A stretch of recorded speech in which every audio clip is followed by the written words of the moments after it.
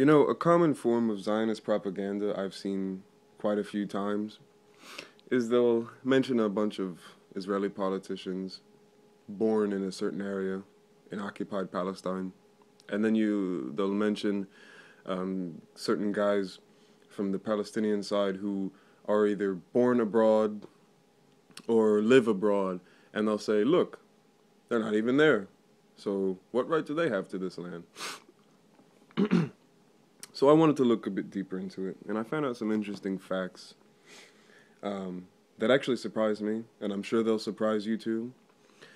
So what I'm going to do, since they decided to say these Palestinians have no right, they were not born there and they don't live there, I want to read you something. I have a list in front of me of Israeli prime ministers, so I'm going to read you some little fun facts here in a second, starting with, and if I pronounce the names wrong, I'm sure you still know who I'm talking about. I'm going to start with David Ben-Gurion. He was born in Poland.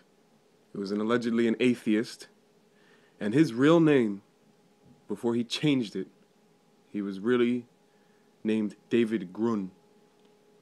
After him comes Moshe Sharet, born in the Ukraine. He was born Moshe Shertok. After him is Levi Eshkol, born in the Ukraine. His real name, Levi Shkolnik. Yigal Alon, born in Mandatory Palestine from an Eastern European family. His real family name was Pikowitz. Golda Meir, another supposed atheist, she was born in Kiev, which is today the Ukraine, in the Ukraine. Her real name is Golda Mabovich. Yitzhak Rabin, born in Mandatory Palestine to a Ukrainian family. His real family name is Rubitsov. Menachem Begin was born in Belarus, and his real family name was Dov.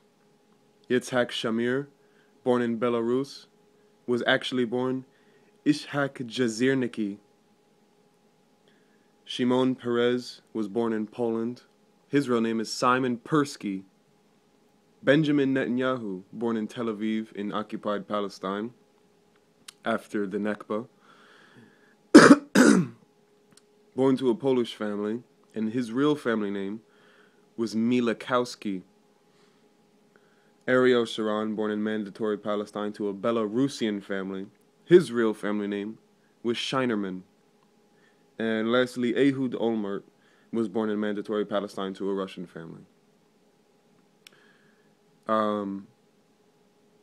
It seems to me that these radical Zionists who emigrated to, or I should say illegally immigrated and then occupied Palestine, the whole name change thing I think was a desperate ploy to either fit in and basically to create a false identity for themselves, to create a new identity, trying to convince people, oh look, I have a name that sounds like Shamir, when his real name was Jazirniki. Guys like that, I think he was trying to make a false identity.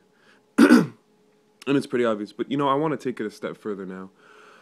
I want to talk about the people who these immigrant occupiers, I want to talk about who they try to suppress and kill and silence. I want to talk about their enemies. So we talked about these prime ministers, and not a single one of them turned out to be Semitic or have a native family to Palestine. I want to talk about the people, their adversaries. And I'm going to start with the Prime Minister of the Palestinian territories and Hamas, Ismail Haniyeh. And when I mention these guys, in no way, shape, or form means I'm loyal to their organization or their ideology. So that they understood. I'm going to start with Ismail Haniyeh.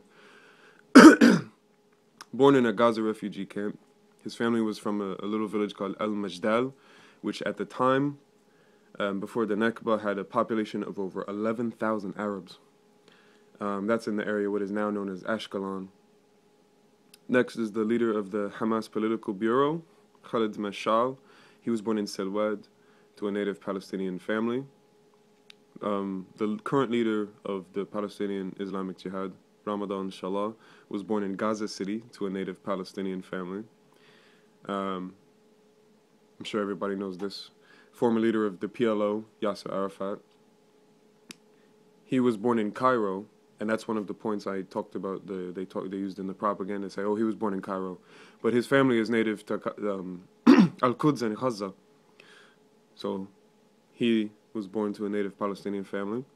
The founder of Hamas himself, Ahmed Yassin, was born in Al Jura to a native Palestinian family near what is now Ashkelon. And Al Jura was depopulated through ethnic cleansing and military force, just for the record. The co-founder of Hamas, Abdelaziz al-Rantisi, was born in Shebnil to a native Palestinian family, which the village is gone.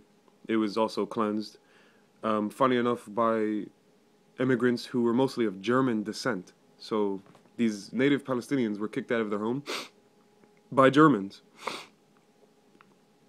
Next, you have the founder of the Palestinian Islamic Jihad, Fathi Shakaki, born in Jaffa, what is now Tel Aviv, to a native Palestinian family. And last but certainly not least, Tha'ar Hamad, who was a sniper, single-handedly eliminated 10 Zionist occupiers. He was born in Silwed to a native Palestinian family. Now, if this doesn't spell that these European immigrants are among the top anti-Semites in the world, because let's look at the facts here. They came to Palestine and kicked out the natives.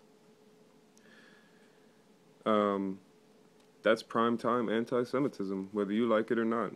Regardless of what side you're on, that's anti-Semitism.